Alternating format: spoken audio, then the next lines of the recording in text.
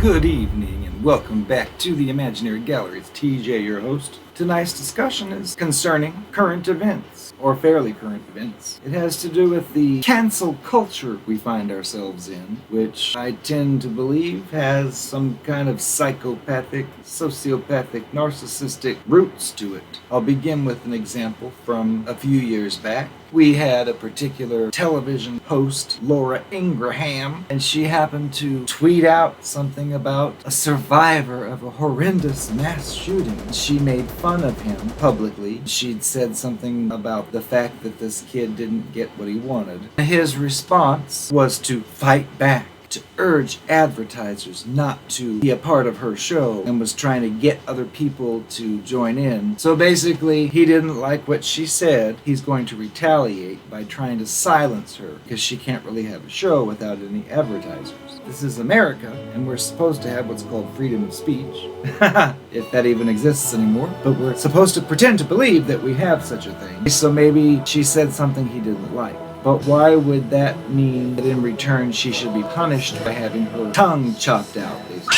What's that line? When you tear out a man's tongue, you are not proving him a liar. You're only telling the world that you fear what he might say.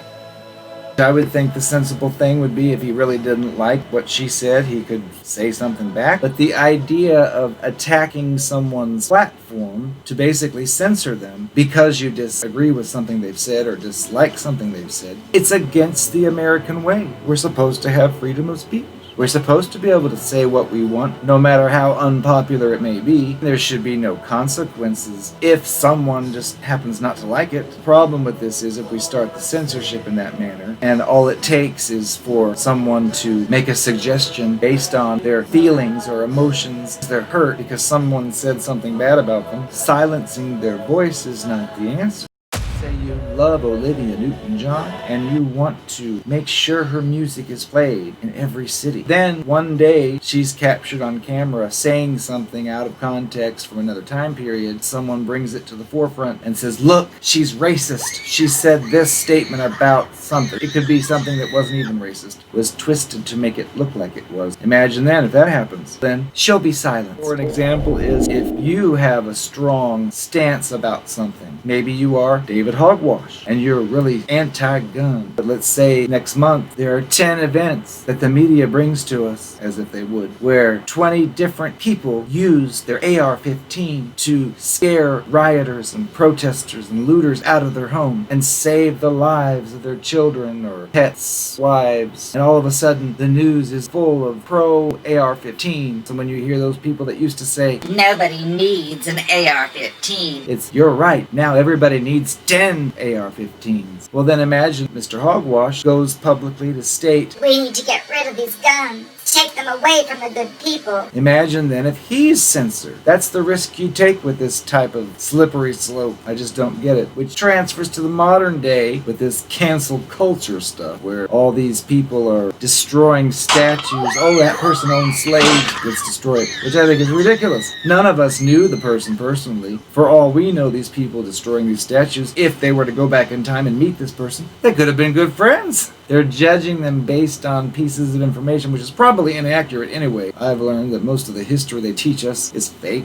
It's altered. It's not the truth. I've seen it with modern day events that I've been part of or seen. I've read the official stories thinking that's not what happened. I think it's sad to think that in the future years, people are going to read this and think that this is really what happened.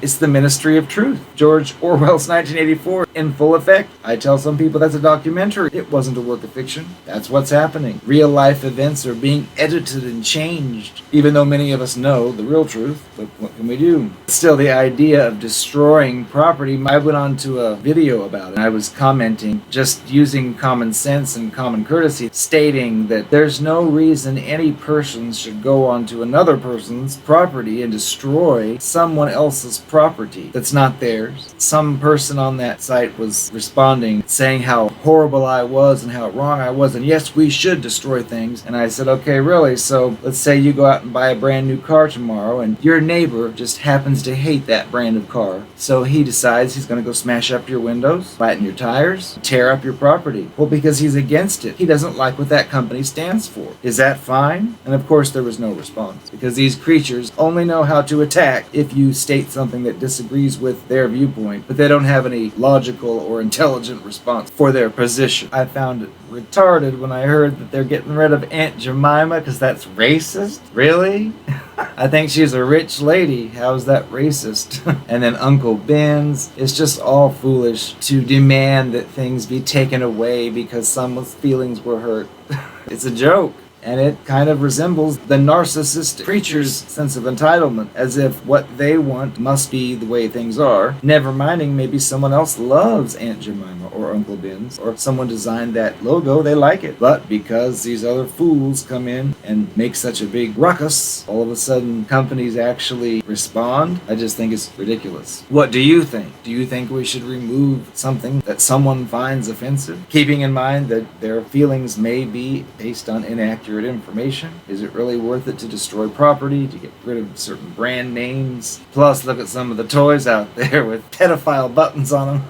Oh, we knew nothing about that, said the toy company, as if they don't test those things and know everything they do before they hit the shelves. These are all symptoms of a psychopathic society that we're in. In fact, many of these people protesting and tearing up, they're not even genuine people who woke up one day and became enraged. They're people that were hired to look like that, which would hopefully inspire others to do the same, which again is another layer of psychopathy or cluster B mentality, that people would destroy buildings based on some feeling they have. It just seems like there's no connection. Like, okay, you're mad about this situation, but you're going to smash someone's windows that had nothing to do with that situation. That's somehow going to make it okay? People must have gone retarded, or they're simply following a script, and that script in itself is sociopathic. My views on it would be, though, let's say this person in the statue did own slaves. Well, that's a period of history long gone. There's no need to destroy pieces of supposed history just because you disagree with something that it did or didn't do. It's as if people have lost their sense of decency. Oh, we don't like something, we'll destroy it. Well, that's fine if it's yours, but if it's someone else's, leave it alone. And it's difficult too with people of today, a lot I've seen, that seem to be brainwashed and programmed to believe certain things as complete fact, even though they've never really investigated it. They've just listened to the words of a so-called expert.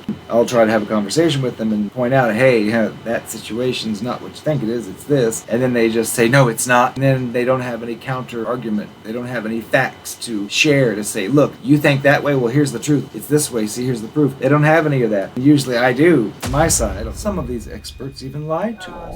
That was such great news, especially to children, when you came out and said he is immune. Tell us more about that. Yeah, he is. I actually had the opportunity to go up to the North Pole a little while ago and do some lab tests on him, and looks like he's got a lot of what we call innate immunity against coronavirus. So that means he can't get infected and he can't infect anybody else. So I think we're good to go for Christmas. I know my husband is not vaccinating people and putting a microchip in their arm because that technology doesn't even exist. That technology doesn't even exist, and he has never uttered the... I can tell this is definitely the future. By injecting a rice-sized microchip into a willing employee's hand, all kinds of data can be programmed into them, from driver's licenses and medical ID cards to logging onto computers. I also see this cancel culture thing as very similar to the narcissistic creature, and it's playing a victim. It allows these people who call for such things are basically saying, I'm a victim. I'm being victimized because I see this. I have to destroy it. but like the narcissistic creature, for example, may pretend to be some kind of victim because they want you to do something. Like the one who wants you to marry them immediately and you're not sure because you've been involved with too many cluster B creatures and want to make sure they're okay. They might then try to pretend like they're suffering in some way. Oh, I'm heartbroken because you won't marry me after a week. Your best to say, well then, find someone else, because they're probably already looking, because they want to fill that spot. And it's difficult too with people of today, a lot of, I don't say, well, here's proof that what I'm saying is true, but they won't hear it. Their minds just shut off, as if their programming says, if any data comes in that differs from ours, block it out, which is ridiculous. I am the Narcopath. You know who you are. I've been hanging around places that you and I used to hang out in. I couldn't help but overhear people talking about what you've said about me. You told them that I just used you? Honey, I'm here to tell you, don't smear my name. It's not smearing your name if he spoke the truth. What? Didn't you use him for his money? Yes. Didn't he catch you cheating several times and lying? Yes. Well, then that's not smearing. You're just simply telling it like it is. I don't know, it just makes me look bad. If the shoe fits. That's smearing my name. No, it's not. It's telling the truth. You did those horrible things. Look, do you want me to continue this or not? Whatever you say. Fine! Yes, I used you. Did I use everyone? Everyone uses everyone. No, they don't. They do from my point of view. I use people. I was getting sex out of you. I was getting a place to stay every weekend. But I didn't want to be on my own. I couldn't find any other dates at that time, and you were right there, and I just tried to convince you I loved you to try to keep me around. Can you blame me for that? Yes. I'm not asking you. Would you drop out of this conversation? Yes. I needed someone to bring to my parents to show them how much I've made it in the world and how wonderful I am because someone wants to be with me, which was you. You didn't need to know that I was a whore. That was kept private. I needed to show you all, bring you from Christmas to Christmas dinner to show them how I'm so stable, even though I was with so many other people in between each holiday. But they didn't need to know that. But yes. To me, you were like a smartphone, the newest version, and you did for a while. You were fine, you had nice features, but another one came along, and once I got it, I had no use for you anymore. I know it sounds cold and harsh, but these are confessions. So just remember, yes, I used you. Does that make you feel better? You're sick. That's... Oh my gosh! That technology doesn't even exist. That technology doesn't even exist.